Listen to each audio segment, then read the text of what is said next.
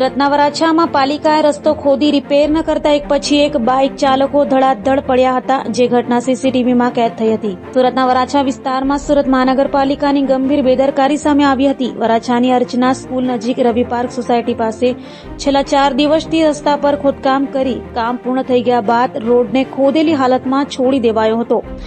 આ ખોદેલા રોડના કારણે રસ્તા પર કાદવ થતા અહીંથી પસાર થતા અનેક બાઇક ચાલકો ધડાધડ પડ્યા હતા. સ્થાનિકોના જણાવ્યા મુજબ એક દિવસમાં 10 થી વધુ બાઇક સ્લીપ થઈ અકસ્માત થયા હતા.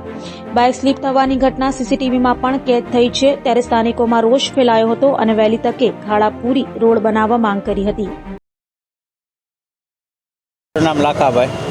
પછી 10-12 જણા પડી ગયા હતા. પછી બધાને ઊભા કર્યા. પછી સાઈડ જ આખી બંધ કરાવી દીધી ઊભા રહીને થોડોક ટાઈમ સુધી. પછી બધા ઊભા કરીને જતા રહ્યા. 10-12 જણા પડી ગયેલા હતા. શેકણું આમના ખોદકામ શરૂ હતું. એ માટી બધી પીલે અહીંયા ગાડીમાં આવેલી અત્યારે, એટલે એક પટ્ટી ઉપર જ ગાડી બધી લપસી જતી હતી. અમે રવિ પાર્ક વિસ્તારમાં રહીએ છીએ.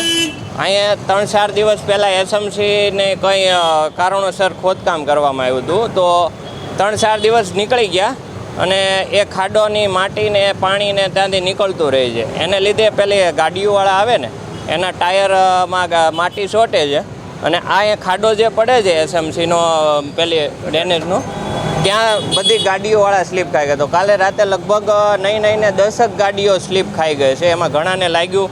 પછી અમે ડેરિકેટ આગળ રાખી દીધું. હવે અમારી તો એવી ઈચ્છા છે કે જે બને એમ જલ્દી આ એસએમસી છે ને કામ કમ્પ્લેન કરે. કેવાનું કામ ચાલુ છે ને કેટલા સમયથી કામ ચાલુ? લગભગ 3-4 દિવસ પહેલાં ખોદકામ થયું હતું. એ પછી એસએમસી એમ જ મેકીને જતી રહી.